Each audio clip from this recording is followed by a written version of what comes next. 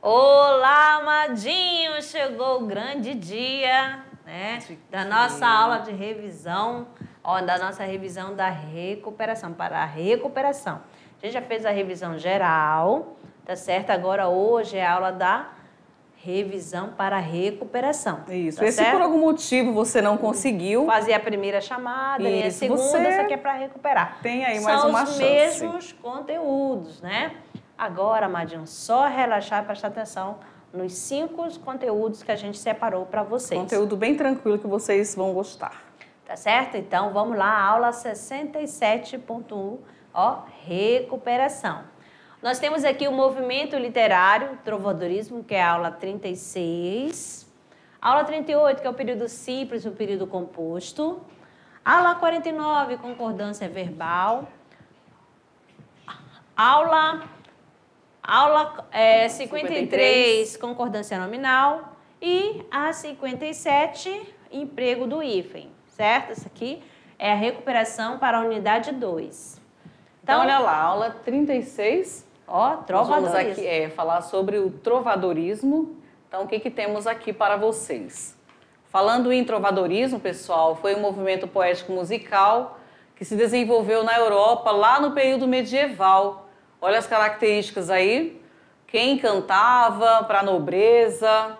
Lembram que tinha a questão da nobreza, os que tinham mais poder e os que não tinham nada. Então, aqui característica do trovadorismo.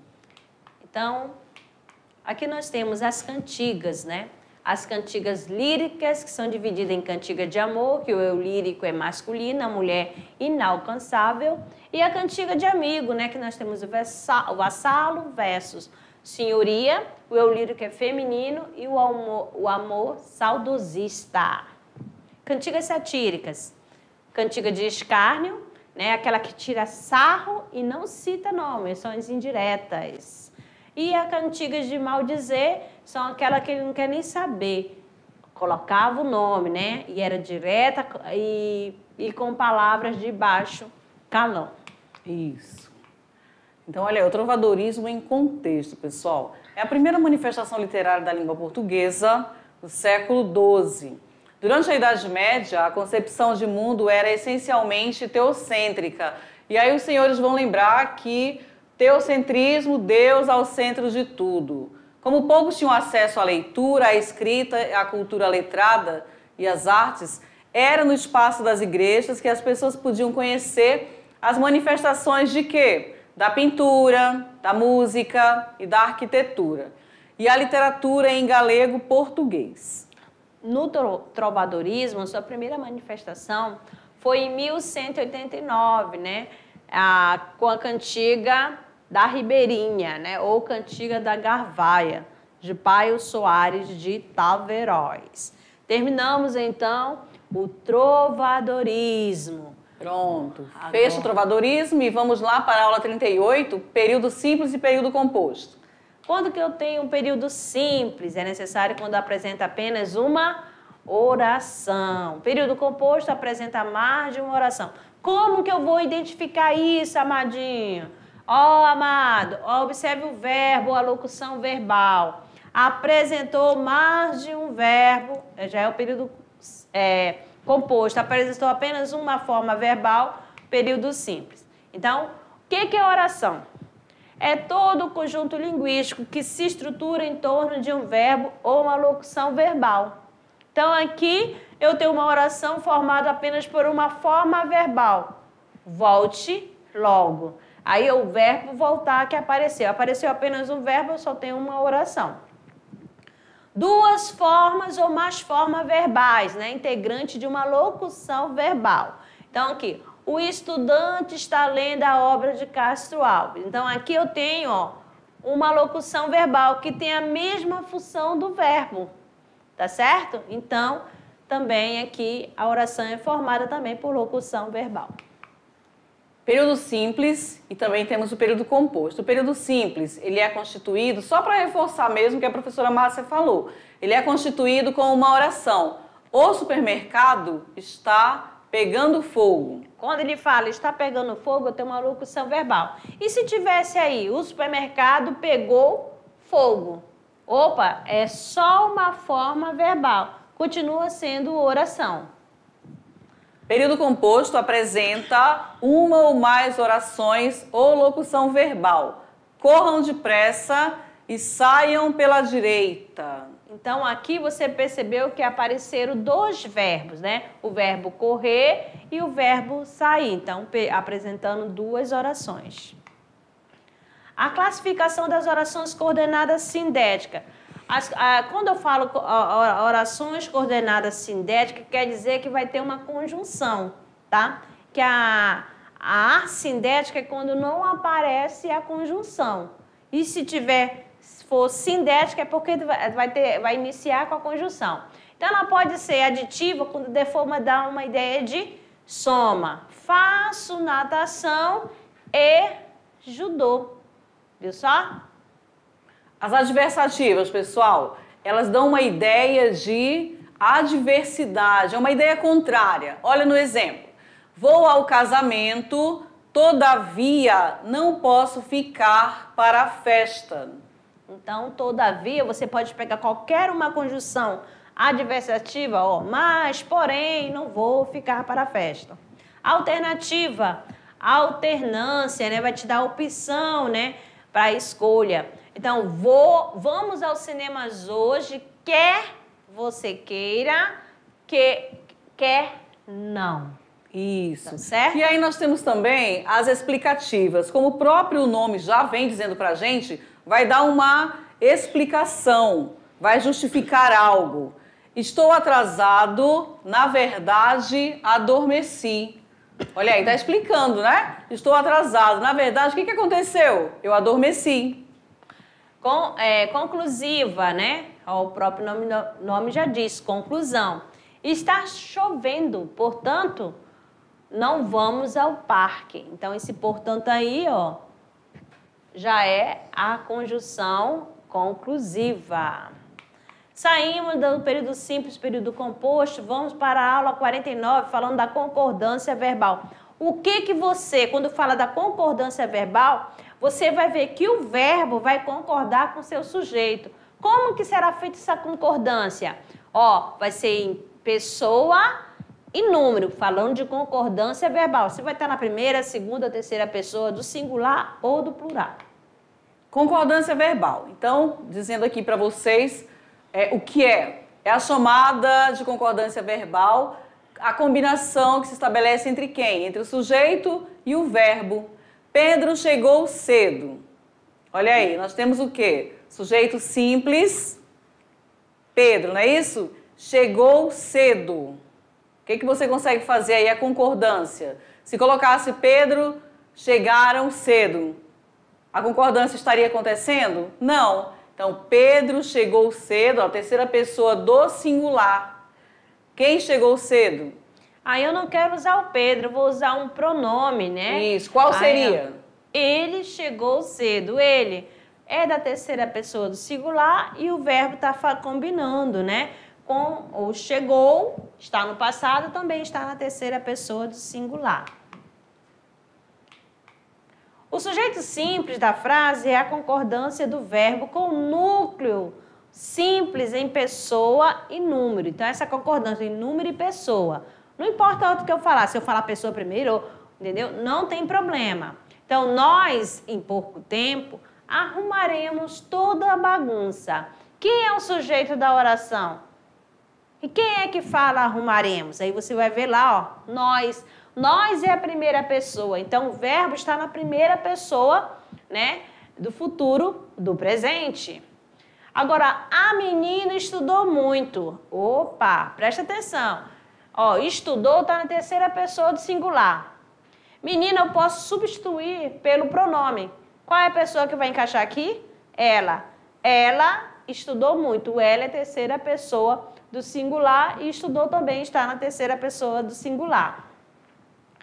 Na outra, nós temos um núcleo, está no plural, né? As meninas estudaram muito. Ó, meninas está no plural, então, está na terceira pessoa do plural e o verbo também estar na terceira pessoa do plural. Isso é a regra geral. Muito bem. Então, sujeito simples, constituído de substantivo coletivo determinante. O verbo ele concorda com o coletivo ou com o seu determinante. A multidão invadiu o palco depois da apresentação. Então, aí, a multidão é o sujeito coletivo, né? Multidão, que dá a ideia de vários, mas só que é da terceira pessoa do singular. Agora, a multidão de fãs, presta atenção, tá com a parte especificada de fãs, ó, invadiu o palco da apresentação, continuou fazendo a concordância com o núcleo da frase. Já na terceira frase, já não concordou com a palavra multidão, mas sim com a parte que está especificada, né? De fãs. A multidão de fãs invadiram o palco depois da apresentação. E aí nós temos o bando voou, o bando de aves voou, e aí nós temos também o bando de aves voaram. Só para você ter uma ideia, olha só seguir a setinha, por que ficou na terceira pessoa do plural? Porque está fazendo a concordância com a parte especificada. Porque a primeira e a segunda ficou no singular? Porque estão concordando, né, com o núcleo, né, do sujeito, a palavra coletiva. Sujeito simples, constituído de pronome relativo quem. O verbo concorda com o presente do pronome, com o referente do pronome relativo ou com o próprio pronome relativo, estando ali na terceira pessoa do singular. Olha então, os exemplos olha só, aqui. O quem, né?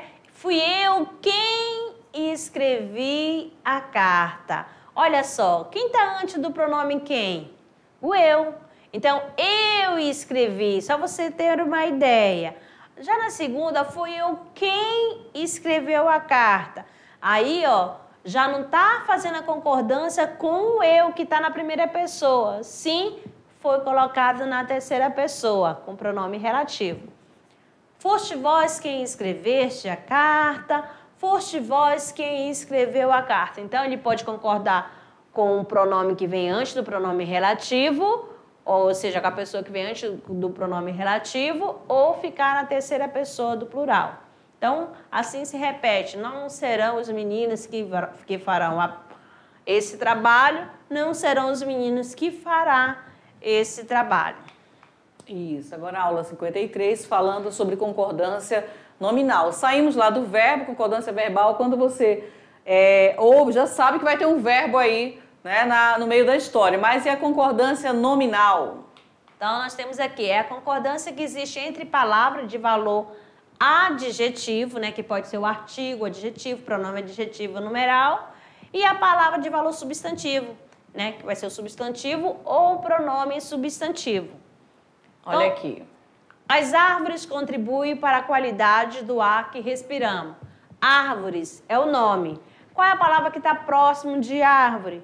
O artigo, né? Então, ó, o artigo pluralizado, ele está no feminino. Por quê? Porque árvore é uma palavra que está no plural e é feminina, tá certo? Então, a concordância nominal, você vai ver, a concordância vai ser em gênero, masculino ou feminino, ou em número singular e plural, como aconteceu aqui na palavra qualidade. A qualidade, eu não posso colocar o qualidade. Certo? Seus olhos castanhos olhavam-me silenciosamente.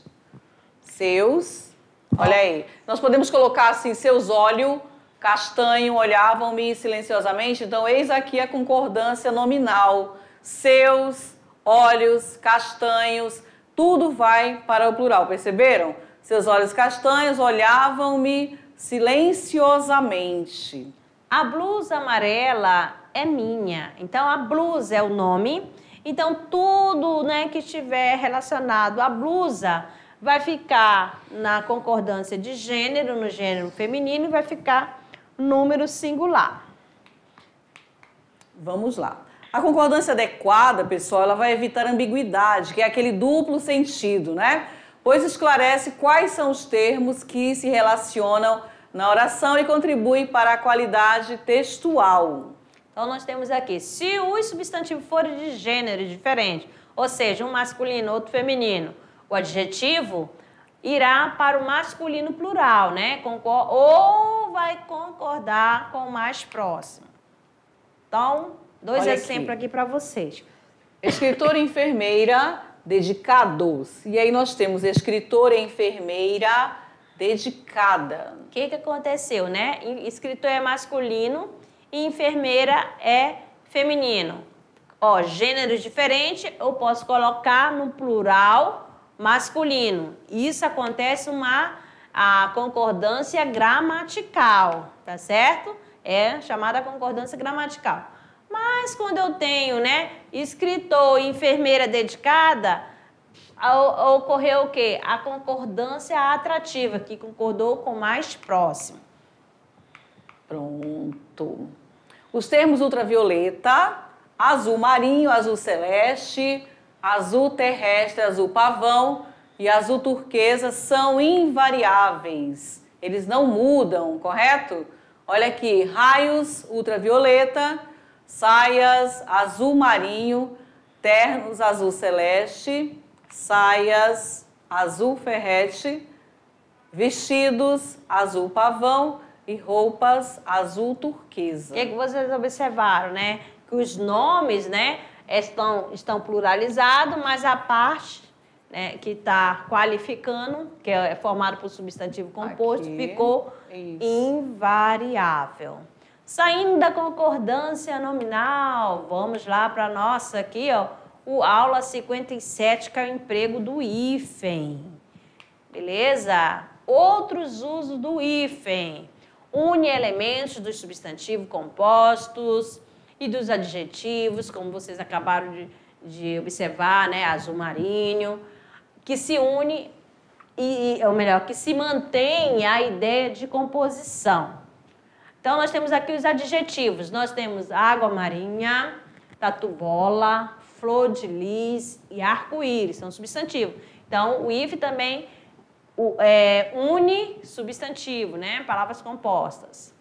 Também adjetivo, línguas anglo-germânicas e terno azul marinho. Isso aí. E nas formações em que o segundo elemento começa por H, pessoal, olha aqui. Quando nós falamos segundo elemento, anti-higiênico, então começou com H, vai hífen. Pré-histórico, subhepático, super-homem, percebem? Segundo elemento, aqui eu tenho o primeiro, todos aqui no segundo iniciam com H, vai hífen. Nas formações em que o prefixo termina com a mesma vogal que inicia o segundo elemento, né? Então, eu tenho um prefixo antes, terminou com I. O segundo elemento está começando com a vogal I. Então, há necessidade de colocar o hífen. Aí, o mesmo acontece com micro-ondas e cima interno. Isso. Nas formações com prefixo circun e pan, quando o segundo elemento começa por vogal M ou N, além de H, né, que a gente foi citado anteriormente, falando sobre o H, né? Isso. Então, nós temos aqui circunadjacente, começou com a vogal A, então coloca-se o hífen. Pan-americano, também. Circo-hospitalar, também, ó. Aí começou com o quê? Com H. Pan-helenismo, também começou com H. Toda vez que apareceu H, você já sabe que hífen A. Nas formações com os prefixos hiper, inter e super, quando combinados com elementos iniciados por R. Hiperrequintado, interregional, superromântico. Nas formações com prefixo tônico, né? Ó, são acentuados, né? Graficamente, ó, pós, pré e pró. Então, nós temos aqui pós-tônico, pré-escolar, pré-natal, pró-labore, pró-africano, pró-europeu, pós-graduação. Então, são prefixos, né, tônicos. Por que tônico? Porque eles são acentuados. Belezinha? Então, meus queridos, terminamos a nossa revisão para a recuperação da unidade 2. Uma boa avaliação. Até a próxima unidade. Tchau.